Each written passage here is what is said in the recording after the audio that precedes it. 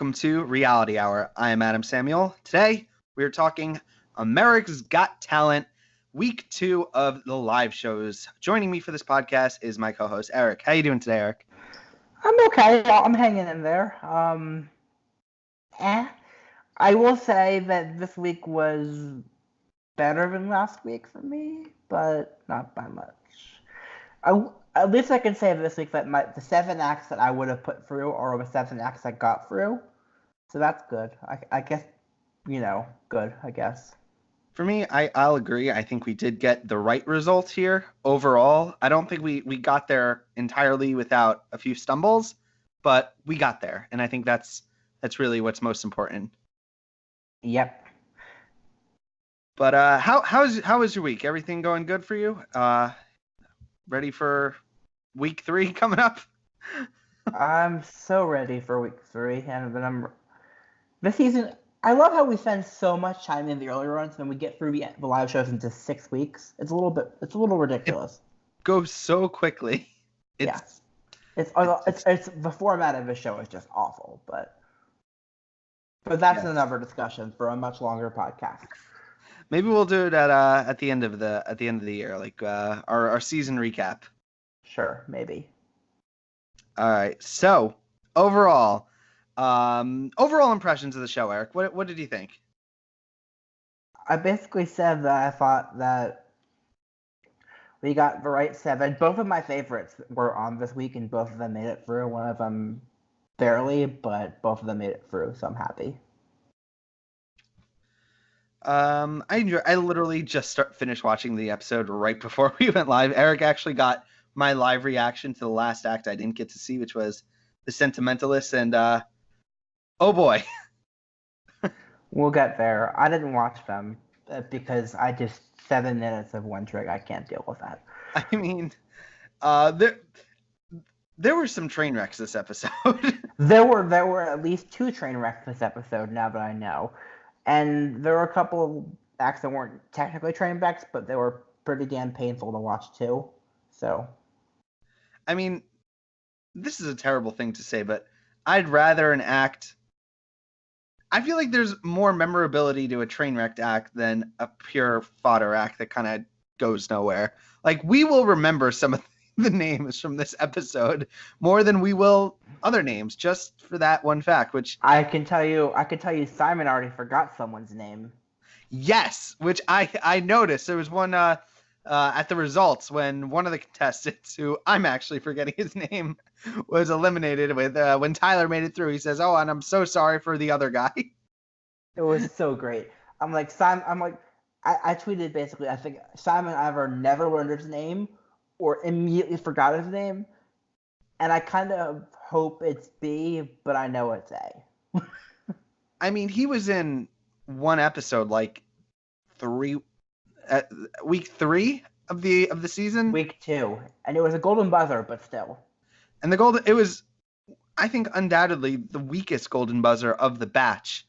Of all of them, golden buzzer in several years, I'd say. Yeah, and usually, like, the golden buzzers almost always, I don't think there's ever been a season that I could think of where they get cut before the semifinals. Can you think of anyone from America's Got Talent? On America's Got Talent, I can't think of it. On Britain's Got Talent, I can think of plenty of them. Yeah, usually, almost without a doubt, if you get a golden buzzer, you are in that semifinals. Which, chat, if you are listening along with us, if there's anyone listening to us, let us know if there's an act that didn't make it through. I'd be curious to hear. Okay.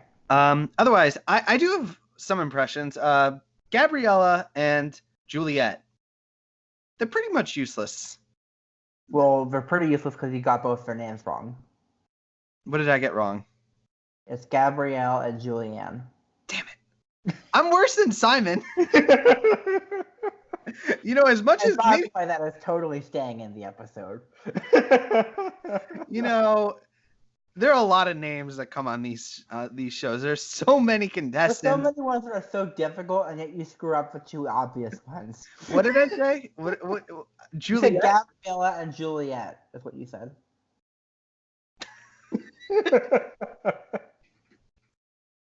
Maybe I shouldn't be giving Simon so much flack because I can't even do it myself. Uh-huh. Anyway, but back to my original point. Gabriella and Juliet.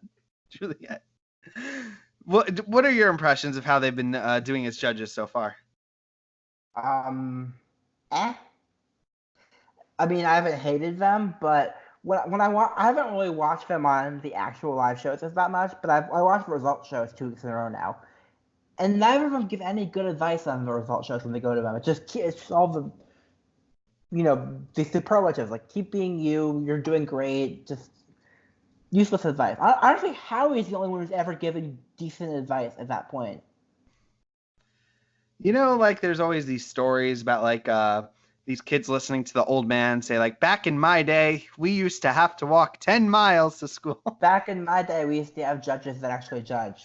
Back in my day, the judges actually used to be useful, and the kids would be like, okay, grandpa. Yep. And then someone would say, don't put false thoughts in their heads. That's just I miss those days, damn it. Like I'm getting nothing. Like the judges are just giving nothing. We get Howie Mandel acting like Howie Mandel, and there used to be so much there during those critique phases, and now there's just smoke. Mm-hmm. And that's kind of it. But otherwise, during this episode, we actually the finale, the results. I'm getting names terms wrong again. During the results show, we got a performance from Susan Boyle performing the same song, "I Dreamed a Dream," that we saw not only on Britain's Got Talent, but also on America's Got Talent, The Champions, and now here. Did you get a chance to catch the performance? I did. Her microphone didn't sound so good, honestly. It sounded like she was a little bit too quiet for most of it. It was good, I guess. I mean, I would like to sing something different, but we're past that point. I mean, do you think she chooses to sing this song like all the time, or is it kind of we want you to sing it again? I don't know. Probably a little bit of A and a little bit of B. I mean, a lot of people were talking like, oh, Susan Boyle like performing for the first time on America's Got Talent, but she was just on The Champions. Like they were kind of hyping it up as. And she was on years ago, the year after she was actually on Britain's Got Talent. She came to America's Got Talent. So she's been on a lot. We need a hashtag like let Susan Boyle sing other songs. I mean, a lot of people have been saying that I've been reading online. They've been calling her overhyped. Are you one of those people in that category? Maybe. Yeah. Yes. Kind of, sort of. I mean, her first audition was notable for the first one that really went viral and actually broke through. But yeah, she's a good singer. She's not a mind-bogglingly good singer. She is the epitome of the Got Talent franchise, in my opinion. What the story is, it's not so much the talent itself as much as it's the story. She represents she's like that one when you're playing like a claw machine and it goes down and it picks up a diamond. It's like that one occasional like brilliance that you see on these shows, and it doesn't happen often. Do I think she's a little overhyped? Maybe, but I think you can't really. I don't even know. I don't know. Let's not talk about Susan. Let's talk about the acts that were on this episode, shall we? Let's get into the actual episode. So we had 12 contestants. 7 made it through. 5 go home. As we talk about the contestants, we will also be going over the results. This is going to be a spoiler podcast, but hopefully if you're watching this, you've probably already seen both episodes. So let's get right into it. First up is Charlotte Summers, young singer. She's performing. I was almost gonna say "Diamonds Are a Girl's Best Friend," but that's not what she sings. It's "Diamonds Are Forever" from this was a James Bond song, right? I think so. Are you familiar with her song choice? I have heard it before, but it's super old-fashioned. Honestly, the song choice was terrible. But it sucks because we know that she was pushed into doing it. And that's what pisses me off. Because watching her cry after Simon says it was terrible and the song choice was terrible and all that stuff, and seeing her cry 2 nights in a row when she was up for a say that she didn't get it. Children should not be on these shows, and Charlotte is a good example of why not.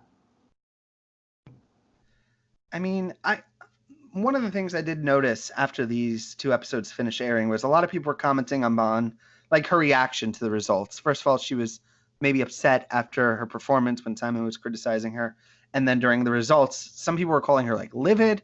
They were saying she was really. Were you getting the same impression? No. For me, all I can say is anything that we or this is just my opinion, you could take it however you want. Anything that happens on America's Got Talent is not indicative of real life, of how a person really is. This show is either very heavily edited to present a certain view, or it's the heat of like a huge moment and you don't know how you're going to react during those moments. I don't think it's really fair to kind of like criticize a child for what you do. If anyone's criticizing her, they're dead wrong. I mean, They have no reason to criticize her for this. America's Got Talent is not real life. It is a heavily manufactured. I don't even know. It's a snapshot of either the best. It's a funhouse mirror. Exactly. So I think people being like overtly criticizing this girl, I think you've taken it too far. I think the show isn't meant to be. It's supposed to be taken lightly. I don't think you're supposed to. I worry for people who actually think that what they see on these shows is actually a representation of what they really are. Does that make sense? Yeah. All right. Well, anyway, for her performance, I'm going to say I do not believe. How old is she? Like 13. What?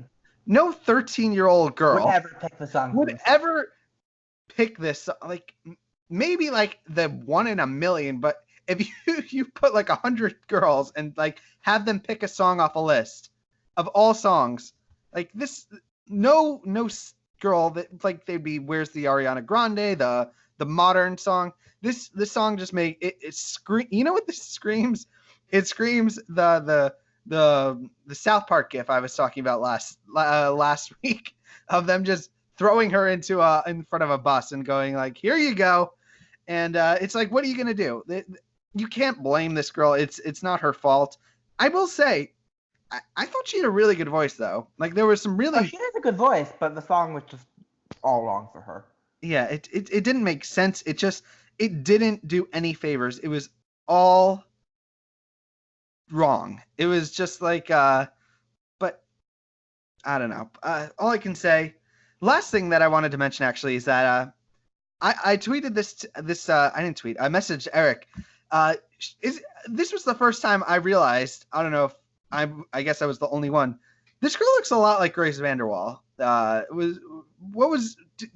you think that ahead of time, Eric? Not really. Am I crazy? She looks a little bit. Vaguely. All right. Well, she is. I was about to say, maybe. Do you think we might see her on American Idol in a couple of years? Maybe.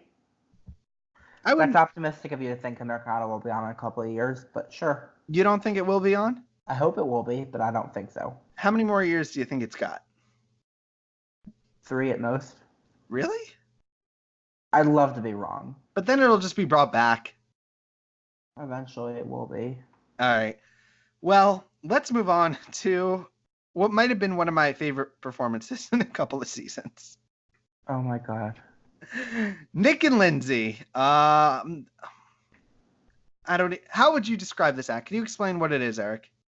I would describe this act as the worst thing I've ever seen on America's Got Talent in the live shows. Which for me makes it the best. I know. Honestly, I tweeted an apology to Jumbo Dump. I thought this Jumbo Dump's act was intelligent and nuanced and so creative and clever when you compare it to this bullshit. I mean, honestly, I knew it'd be bad because obviously it was going to be bad, but I didn't think it'd be this bad. All right, so one thing that I want to say is they both get they are an opera danger act. They end up missing. They're not. I don't even know what to describe them.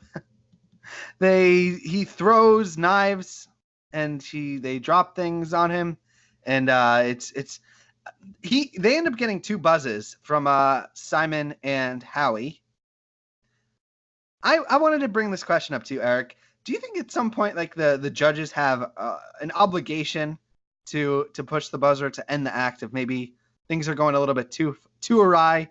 I mean, I feel like if one more thing missed in that act, because one thing kind of sort of touched him, I feel like if one more thing happened that you look like he was in pain, they'd also hit for a buzzer. It's the obligation.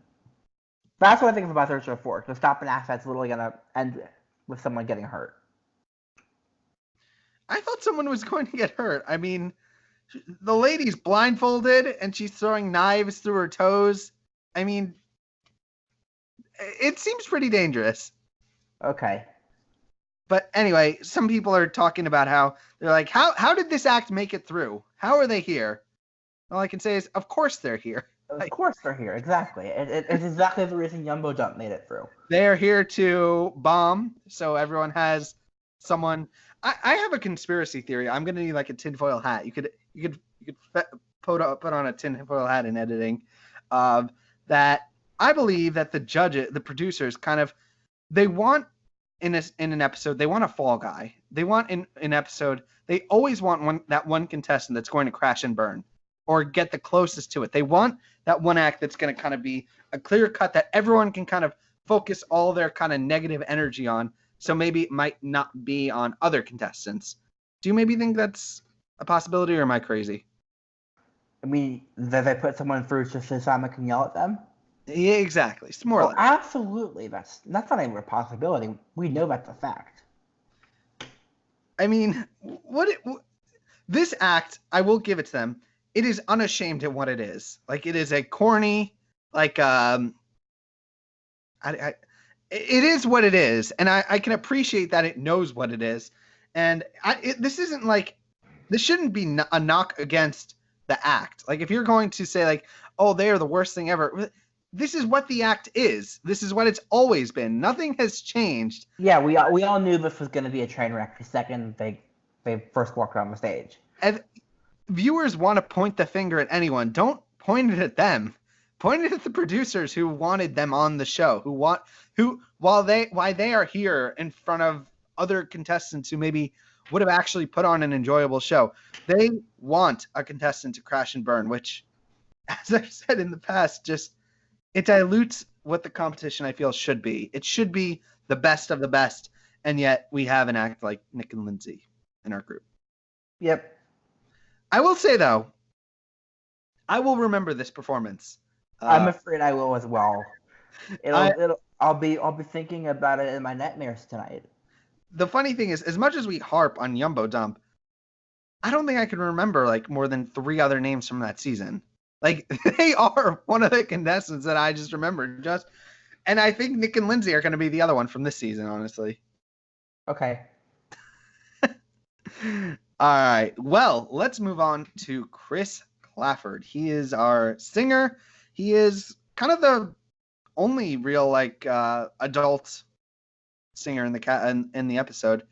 Am I correct? This is an original song he performs, right? Yes, actually there is one other adult singer, but all right. Well, tell me a little bit about Chris. He won Swedish Idol. He did the song. Didn't like the song that much. But it's clear to me that he is the best singer they got this year. And even though I didn't like the song that much, I like him so much that I was a little bit pissed that Howie and Simon kind of threw him under the bus. I'm thrilled Another bus. Another bus, yep. Another bus. But at least he scraped by, so we'll get one more performance out of him. I mean, for the performance, I thought it was good. B for me. Nothing too spectacular, but this is one of the problems with America's Got Talent, because you're always expected to top yourself and top yourself and top yourself. And at some point, I feel like for some contestants, they hit a ceiling and there's kind of nowhere to go but back down, because you have to go back down to go back up again. You can't just, if you hit that ceiling, you kind of have to build momentum. And I think Chris is one of those contestants where it kind of, this brings up the idea of playing it safe on these shows, because I think in some situations there is some merit to playing it safe, because if you play it safe, the next performance can be something bigger, and it's all about tempering expectations. For Chris, I think he's lucky because I think he has potential to still turn this around. But I would hope. I don't think so, but I think he's gone the next round, unfortunately. what I think he's more a Noah Guthrie than a Brian Justin Crumb at this point, honestly, if that makes sense. Well, I've seen both of them live, so and both of them are really good, and both of them deserve to make it further than they did. So, Will you be at Chris Clafford's performance if he gives a concert anywhere nearby? he's the only one this year where the answer is an immediate no. No. It's a possible. All right. Everyone else this year is a no. I mean, he might be a yes. What would you say to Chris? Next round, original or cover? What do you think? Do a better original. Don't do a cover. Has he released an album? Is this music from an album? Yeah, this is all music that's available internationally. I've downloaded all the songs so far. It reminds me a little bit of he's kind of the exact same in that aspect as Robert Finley, who we will talk about in a couple of seconds. But who do you think has the edge between these two? I mean, the voting Robert in talent, I'd say Chris is the better talent. All right. Well, before we can talk about Robert, we are going to need to talk about Marina Mazeppa. Contortion. What? Must we? Marina Mazeppa? I said must we. Do we have to talk about her? Yes, we do have to talk about Marina. She is, every season we usually get one or two contortion acts. And it's always the same shtick. They do weird things, no one votes for them, and then they go home. And that's pretty much what happened here. Next. That's all we need to say, honestly. She did weird things, no one voted for her, she went home. We had one contestant that I could ever think of who did contortion somewhat. Sophie Dossie. Well, actually, I was thinking of Victor, but he did more juggling, actually, now that I'm thinking about it. Okay. Kenichi kind of did a little bit of contortion. Yeah. But what do you think a contortion act needs to have to actually be able to succeed on this show? I don't think a contortion act can succeed on this show. They need to throw arrows, shoot arrows. Well, that's what Sophie did. She didn't succeed. She's pretty big, Sophie. She's like she's big, but she didn't win the show. Is what I'm saying. Yeah, but she made finale night doing. She did, and that's honestly the best. That's the best someone could hope for. I think. Did she make top 5? No. All right. Well. Anyway, Marina, that's all she wrote. Mm-hmm. Let's talk about Robert, who I still remember that audition of his. I really enjoyed it, but he is a veteran. He lost his eyesight, but he still has a full catalog of music from his recording days. And basically, they're America's Got Talent. They're kind of milking it. They're like, all right, you got some music. Let's hear you do some songs. For me, I will say the audition performance, the original song, is my favorite. What about you, Eric? Where do you think this song kind of falls for you? It was good. I mean, he's got a really nice voice. I like Chris's voice a lot better, but the problem for Robert is that he's old and he's not marketable, and therefore Simon's not going to push for him, and therefore he'll be gone next round. So, it's unfortunate because he does have a really nice voice, and I think he is really good. I mean, this is an act that is primed for a Got Talent show, but not post-season success. Yes, exactly. As harsh as that might say. He is more an America's Got Talent contestant than he is a viable winner for the show, if that makes sense. Yes. Like, he's here for the entertainment value that he will provide America's Got Talent. What happens afterwards, it doesn't matter. For this performance, it's good. It's not great. I mean, yeah. I would put Chris above him in my opinion. So would I. But for what he is on this season, what he represents, I enjoy it. I'm not at the point where I'm like sick of it. Do I think he makes finale night though? That's the question, Eric. Do you think? No, I don't think he does. Yeah, I'm gonna say that I think the producers start revving up that bus for next round. I think that it might be coming for Robert, in my opinion. Mm-hmm. Yeah. Any final thoughts on Robert though? Not particularly. Let's talk about. No, let's have you talk about the next act. Yes, The Sentimentalist, who I literally just finished watching right before the podcast started filming. Eric got to catch my reaction. They are in the vein of The Clairvoyants, except they are not nearly as good. The performance is they have Simon and Howie. It's the same shtick. Like I've seen this performance so many times in the past. The woman, she covers her eyes. She has Howie choose something, and then what do you know? She can predict which one it was, and then she has the judges predict something. What do you know? She knows what it is, and that's literally the act. That's the entire act? That's literally the act. It's just a prediction game, and then at the end, there's a box, and she opens it, and it has all the things that they picked. Oh, did you see the lid of the box? I did. And well, because the way I've seen people do that in the past is under the lid of a box with a printer. So. No, they had Howie actually pick like a snack. It was a food. So he picks a cannoli, and he opens the box, and there's a cannoli, and on the napkin are all the things that the judges picked. Okay, great. I mean, so it's easy to figure out how I did the act, and it's a 7 minutes long trick that we all know how it's done. So. Well, the table was this big like cabinet thing, like it was a thick thing. Yeah. So you could easily hide a body in there, for magic or not. Okay. Okay. Magical purposes. Anyway, yeah, not mad that they're gone. That sounds awful. And what I want to talk more about than anything else is that they got the most time on stage of any act. That's what I want to focus on. They got like 7 minutes. 7 minutes for an act, but and then Ryan gets 2 minutes 30.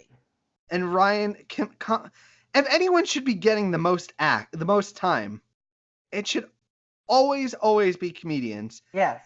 2 minutes and 30 seconds. I actually think that every act should be given the same amount of time. 3 minutes. No, I don't think every act should be given the same amount of time. I think there should be a set amount of time depending on what the act is. I think 3 minutes would be a good time for every single act. No, I disagree. I don't think because comedy needs more. I think comedy needs at least 5, honestly. Like 5 minutes. In my opinion, I would even push for 7. I wouldn't, but okay. I would like more. I would like to hear more Ryan, but I don't think that's necessarily fair. But yeah. Why can't it be more time though? Like, do we really need to spend so much time on the judges' aimless and pointless? 4 minutes per act, I think, would be great.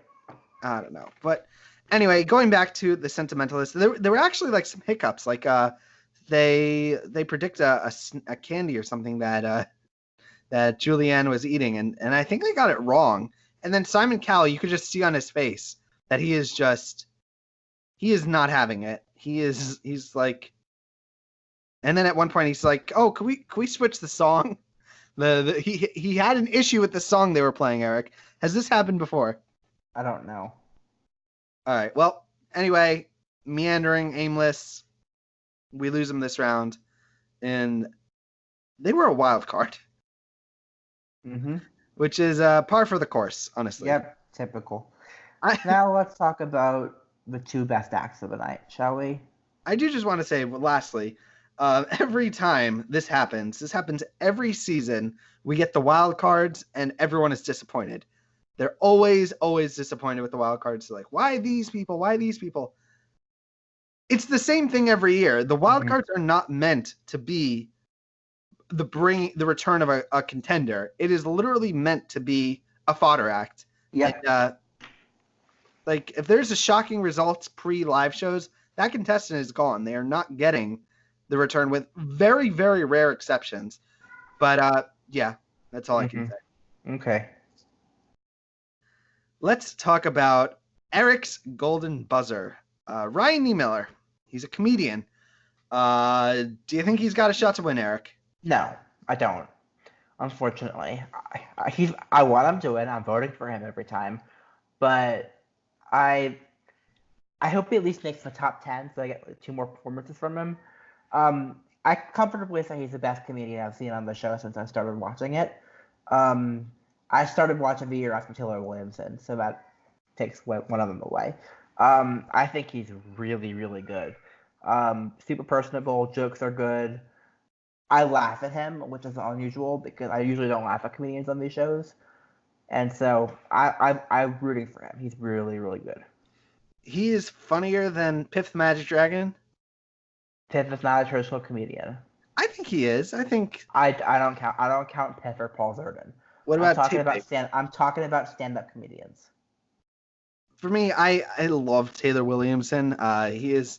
I do too. Yeah, I know, but Taylor for me is just, in my opinion, my personal favorite comedian that I've seen on the show, right up there with Tom Cotter. Ryan Niemiller. It's good. He didn't make me laugh, honestly. Like okay. The most he got was like a slight like chuckle. It's like, but that was. I'm sorry. I'm enjoying him. I'm glad that I don't care that you're not. I don't know what it is about comedy. Like, it's very rare for comedians to actually get me. Like, it never happens. The few exceptions that I can remember were Piff the Magic Dragon, Tape Face. I mean, I have to say though, Piff is the funniest actor that's ever been on the show. But but Piff's not a traditional stand-up comedian. That's the way I don't count him. Also, Leo's. No. Leo's was hysterical. No, Piff is funnier. Anyway, I like Ryan.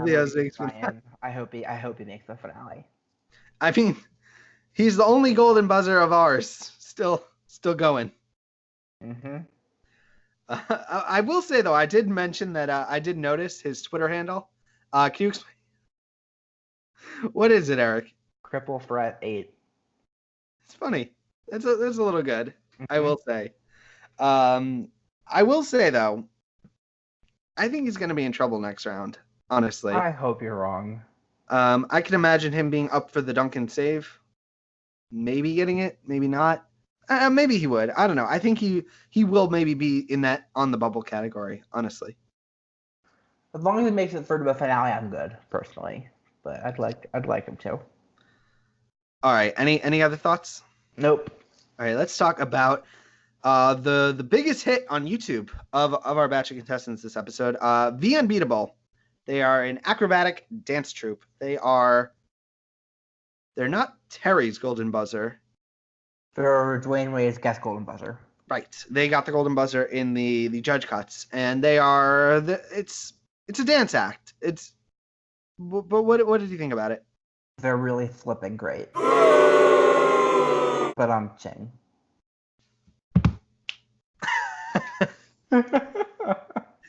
I enjoyed them. They were very good, very, very crisp, fast, impressive. I do feel like I've seen it before, though. Like, a lot of times, it's kind of... This is just the oversaturation of watching as much America's Got Talent as I do. Everything just kind of runs together. I feel like... But they're good. This is not a testament to them. It's more a testament to, like, me as a viewer of America's Got Talent, who's kind of seen these things so many times over and over that I'm not as wowed as I might have been. So I think, Eric, your opinion is probably more warranted. But what other thoughts did you think about them? For me, it's really rare that I like a dance act without any cohesive theme or story or anything like that. But I really enjoyed this. I don't think they're going to win, but I think they're definitely going to make top 5 in the finale at this point. I don't know about top 5. I think I'm possibly top 2, honestly, but top 5 at least. All right. Well, like I said, I enjoy them. I'm not the best person to critique an act like this just because I'm so diluted to kind of seeing these kind of acts so many times in the past. But everyone else seems to enjoy them, so I will defer to that and assume they're probably going to be in the finale one way or the other. Yeah, Simon, Howie. I think one of them said the best acts that they've had on the show, basically. So Who said that? one of the judges said that. One of the judges were like blown away by it. I think it might have been Howie because Howie's wrong about everything. It's always Howie. It's always Always. Howie. We can always blame Howie for everything. Howie's Speaking of things we can blame Howie for, let's move on to the next act, shall we? You know who Howie is? Howie. Have you watched Family Guy? Howie's our Meg. Howie is our Meg. Just whenever something's wrong. All right. Well, let's move on and talk about Joseph Allen. We mentioned this. We mentioned this in the show. The first golden buzzer not to make it through to the semis, right? Yeah, I think maybe. Who knows? All right. So for this round, we saw him literally in the earliest of early episodes of the auditions, and we had a lot of auditions. And he is back this week performing. It's an original song, right? Yeah. All right. Well, what did you think about Joseph? In a word, it's pretty lame. I'm sorry. I mean, I'm trying to come up with a better, nicer way of putting it. He seems lovely, he seems nice, but just so lame. I'm sorry. It's just like Howie's just the worst. Howie is so the worst. I mean, this act is kind of it makes so much sense that they are on the show. Like acts like this, it is pandering. It's like the cookie cutter. When an America's Got Talent producer is thinking about a contestant they want on the show, this act is like the epitome of what would probably come to their mind. I don't want to be harsh because the guy clearly he wrote a song about loving his mother, but like I said, the cynic in me of watching these shows is always like, did he write the song though? He wrote the song, but it wasn't good. I'm sorry. The thing is, I feel at thinking of this song as like the best, giving it all the benefit of the doubt, at most, this song is like a coronation song that's just kind of in the moment and kind of nothing afterwards. God, I mean, I don't think it's even at that level. But you know what I'm saying? Like, it's a song for the show, and kind of in most cases. Now I get it. Now I understand what you're saying. Like, it's a song that someone would be assigned to sing, that they would hate to sing every single night after they were assigned it. I wasn't going that far. I was just saying, kind of like in general, like it's one of those. It's one better of those, than New Boundaries, though. About chasing the rainbow and climbing the mountains and more Miley Cyrus songs. But for me, it's just cheese. Like, it's just so cheese. It like almost. I hate to say this. I eat a lot of cheese, but this was like pizza dipped in cheese curds, chipped in. I don't even know. I'm too tired to make analogies now. Yeah, it was like, oh, dude, this is like, I'm imagining like this. This reminds me that America's Got Talent is like a kid show. Like, it's so pandering, I think is the word, honestly. Anyway, let's talk about shows. What? Speaking of kid shows. Speaking of kid shows, let's talk about, in my personal opinion, my favorite act maybe of the night. Light Balance Kids is we've seen these guys in the past. We've seen it's literally the funny thing is since it's in the dark and since you kind of see the performance from a certain angle, you really can't tell it's kids, honestly. Like, it looks like indistinguishable. Am I wrong, Eric? Did you get the same impression? Not wrong. You honestly can't tell. And that's partially because how good they are and how professional they are and how amazing this act is, and you couldn't tell. I have to agree with Simon a little bit that the act works better with higher energy songs, but I still thought they were in the top 3 of the night. I thought they were really, really good. I should have given them my golden buzzer. Mm-hmm. You should have. They are. Remember Verba Shadow? Yep. Remember Verba Rest in peace, Verba Shadow. Rip in peace. Light Balance Kids, though, they are what I love about America's Got Talent. The rare kind of act that you won't see anywhere else. This is just, it's so cool. Like Yeah. I don't like to dance. I would never want to be a dancer in my life, but watching performances like these, I understand why people kind of love it because Yeah. there's so much to do with it. Like dance years ago was just people doing things together, and now it's evolved into this like new stage where people are doing like lights and technology, and it's just I get the thrill. Like watching these performances, I love it. I loved when Light Balance from a few years ago, and they were one of my favorite acts. I still love them. It's just so Yeah.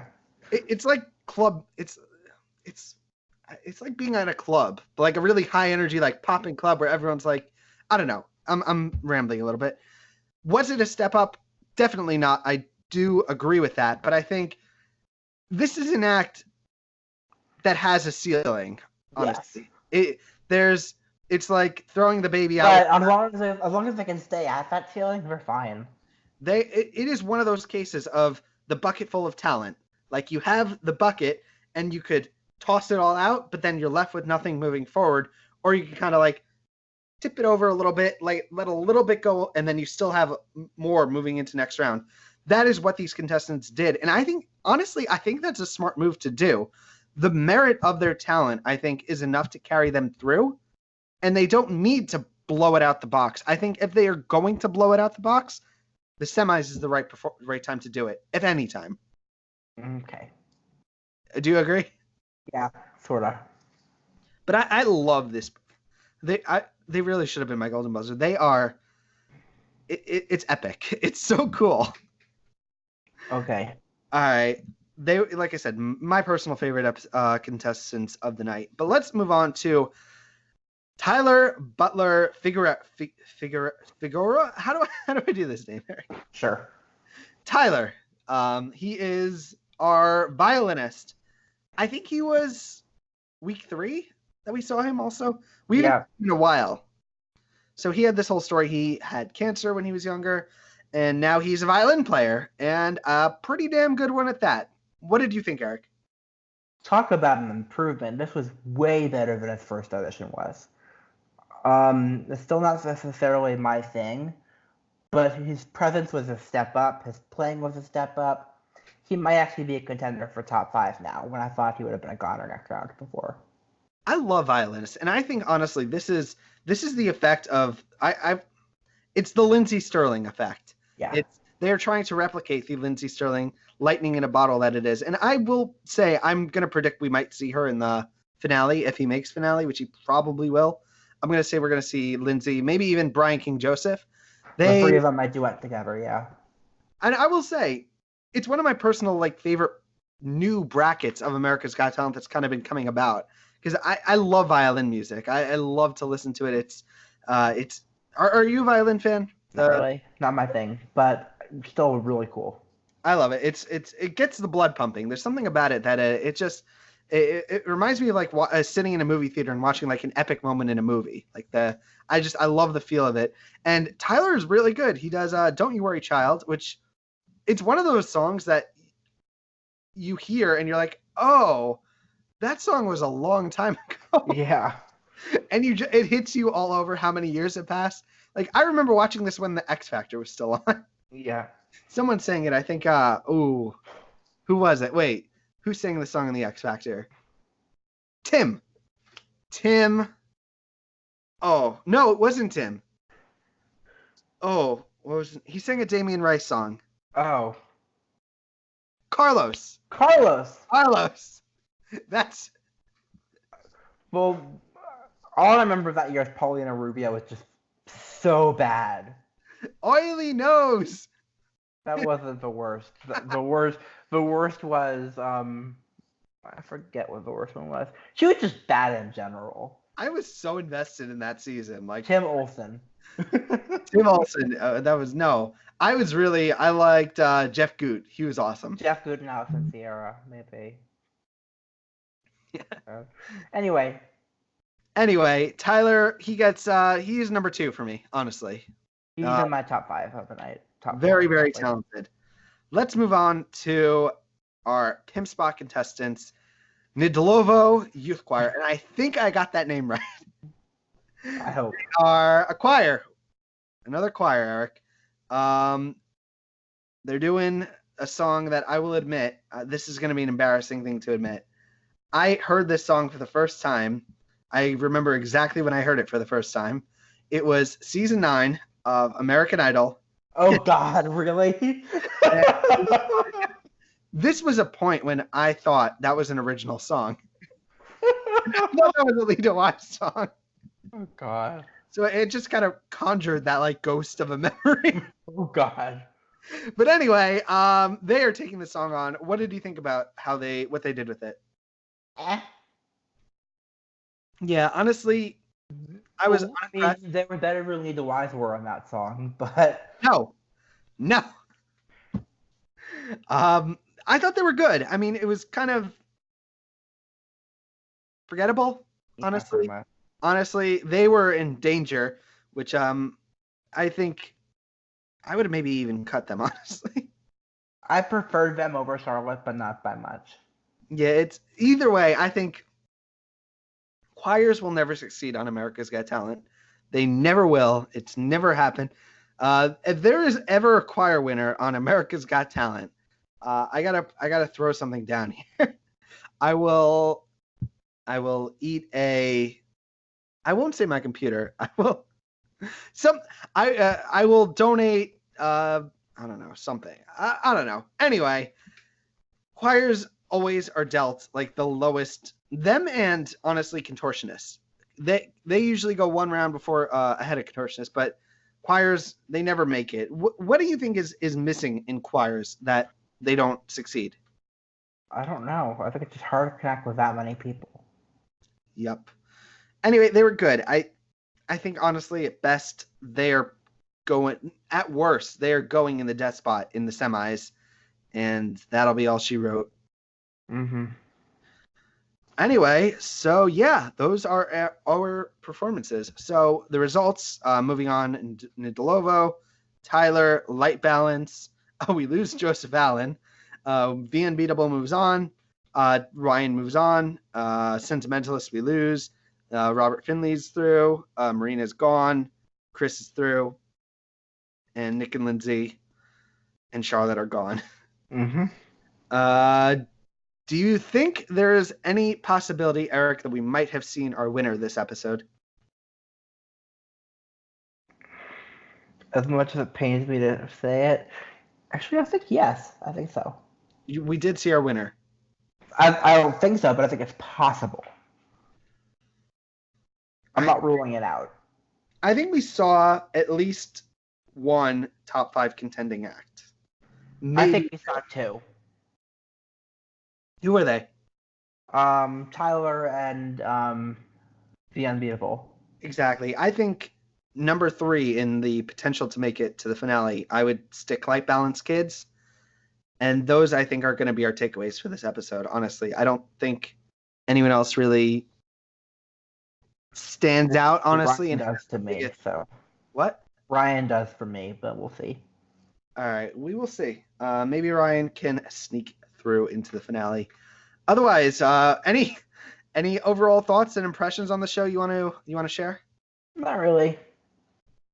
I hope we get another good. Who's coming up next? Who's in our last performance of the quarterfinals? I don't even know. Lots of people. Eric Chen is the one I'm looking forward to most. Someone just posted a meme on Reddit. It's when someone tells me that the clairvoyant and the sentimentalist are basically the same act, and it's a pirate going, well, yes, but actually no. Okay. All right. Anyway, that I guess is going to be our episode. I am Adam Samuel. You can find me on Twitter at AdamSoapbox, or on my 2 websites, AdamSoapbox.com and AdamCVblog.com. Eric, where can we find you? EricAscher.com, Eric_Ascher on Twitter, EricAscher01 on YouTube. Eric, it is crazy that there are only 4 more weeks of America's Got Talent coming up, and then that's it. We ran through. We slogged through so much, and now it's like we gotta wrap this shit up. And this is finally the somewhat compelling part of the season, and it's gone. It's Not yet, but it's gone. going, I knew going on. you'd like that reference, I thought. I did like that. Fun fact: I actually was at a bookstore and I heard Maddie Poppy's music playing the radio. I was like, "Huh! I know this song." Yay! Good It's for like, you. go me as I pick out another Stephen King book. Anyway, I guess that's gonna be our episode. Any other thoughts, Eric? Nope. All right. Well, thank you. Thanks for joining me for the discussion, Eric. To our viewers who have made it this far, if you've made it this far, you are a Reality Hour super fan, and you get a thumbs up from me. Otherwise, guys, we will be back next week. The season's coming to an end, and it feels like it's almost been going on for a year. Mm-hmm. Peace. See you later.